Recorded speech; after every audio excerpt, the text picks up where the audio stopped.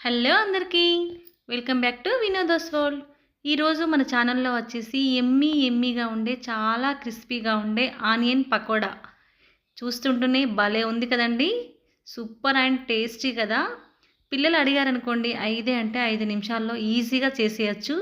చూడండి, ఇలా చేయితో నదిపితే ఎంతగా ఈజీగా నలిగిపోతుందో అంత కరకరగా వచ్చిందన్నమాట.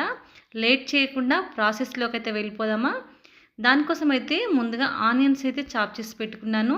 శనగపిండి, బియ్యపిండి, కారం, ధనియాలు, ధనియా పొడి, సాల్టు, అల్లం వెల్లుల్లి పేస్టు, మిర్చి, జీలకర్ర ఇవన్నీ మనమైతే మెయిన్గా ముందు పెట్టుకున్నాం అనుకోండి. కళ్యామాకు ఇవన్నీ రెడీ చేసి పెట్టుకున్నాం అనుకోండి, మనకు తొందరగా అయిపోతుందన్నమాట. సో ముందుగా ఆనియన్స్ అయితే కట్ చేశానని చెప్పాను కదండి. దాంట్లోనే 1 స్పూన్ దాకా అయితే సాల్టు, 1 స్పూన్ దాకా అయితే జీరా, 1 స్పూన్ అల్లం వెల్లుల్లి పేస్ట్, 1 స్పూన్ దాకా ధనియాలు కూడా తీసుకోండి. వాటిని చేయితో నలిపేయండి, లేదు అంటే అలాగే వేయండి. కానీ వేయడం మాత్రం పక్కా కంపల్సరీగా వేయాలన్నమాట.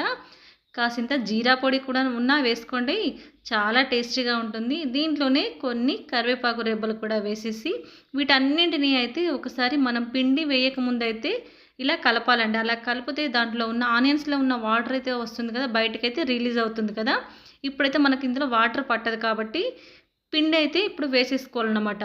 నాకు కొంచెం కారం తక్కువైందనేసి అయితే నేను మళ్ళీ 1 స్పూన్ దాకా అయితే కారం అయితే వేశాను. మీ స్పైసీకి తగ్గట్టయితే మీరైతే వేసుకోండి. నేనైతే 2 స్పూన్స్ దాకా వేసానండోయ్. ఇప్పుడైతే మనకైతే ఆనియన్స్కి అయితే ఇలా ఉప్పు, కారం, మసాలా, అల్లం అన్నీ పట్టాయి కదా. మరి లేట్ చేయకుండా పిండి అయితే వేసేద్దామా. ఈ పిండి వచ్చేసి 1 కప్పు దాకా శనగపిండి అయితే తీసుకున్నాను.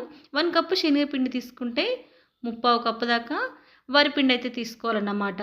ఈ 2 ఇలా వేసుకున్నాం అనుకోండి, పర్ఫెక్ట్గా మనకైతే ఆనియన్ పకోడా అయితే రెడీ అయిపోతుంది. సో ఇప్పుడు పిండినైతే ఇలా మీదే కలపాలండోయ్. మరి ఇట్లా ఎక్కువగా కలిపేసామనుకోండి ముద్దలాగా అయిపోతుందన్నమాట. మనకు పకోడీ కాబట్టి కంపల్సరీగా ఇలా మీద అంటే మనకు ఆనియన్లో ఉన్న వాటర్తోనే మనకు పిండి అయితే ఆల్మోస్ట్ అయితే తడిసిపోతుంది కదా.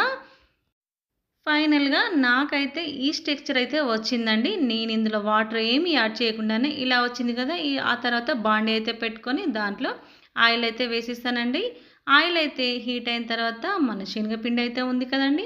దీన్నైతే మనకు కావాల్సిన పకోడీ కాబట్టి పకోడీ లాగానే ఇట్లా విడివిడిగా చేస్తూ వేసేసుకోవాలన్నమాట. ఆయిల్ బాగా హీట్ అవ్వాలండి. మరీ హీట్ కాలేదనుకోండి పకోడా అస్సలు టేస్ట్‌గా ఉండదు. సో ఇలా అన్నీ అయితే పిండినైతే వేసేసి మెల్లిగా టాస్ చేయాలన్నమాట. మెల్లిగా అటు ఇటు టాస్ చేసిన తర్వాత 5 మినిట్స్ తర్వాత చూడండి, మనకు బ్రౌన్ కలర్‌లోకి అయితే మన ఆనియన్ పకోడా అయితే రెడీ అయిపోతుంది కదా. అయితే వీడియో ఎక్కడ స్కిప్ చేయకండి. అలా స్కిప్ చేయకుండా చూస్తేనే మన ఎమ్మీ అండ్ క్రిస్పీగా ఉండే ఆనియన్ పకోడా ఎలా ప్రిపేర్ చేశానో మీకైతే తెలుస్తుంది.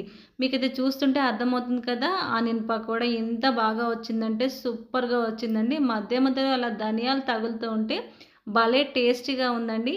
ఫైనల్‌గా మిగతా పిండినంతా నేను ఈ విధంగానే చేసేసానన్నమాట.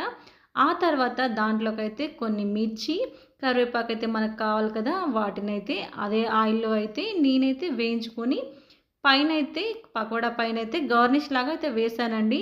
అలా వేసామనుకోండి, ఇంటికి ఎవరైనా గెస్ట్‌లు వచ్చారనుకోండి, వాళ్ళ ప్లేట్ ముందట పెట్టగానే వావ్! ఎంత బాగా డెకరేషన్ చేశారో, పైగా ఎంత టేస్టీగా ఉందంటూ మిమ్మల్ని అయితే మెచ్చుకుంటారు. ఇంకా లేట్ చేయకుండా ఈ Emmy and crispy, tasty and evening snack pakoda మీరు కూడా రెడీ చేసి ఎలా వచ్చిందో నాకైతే కామెంట్ అయితే చేయడం మాత్రం మర్చిపోకండి. ఉంటా మరి.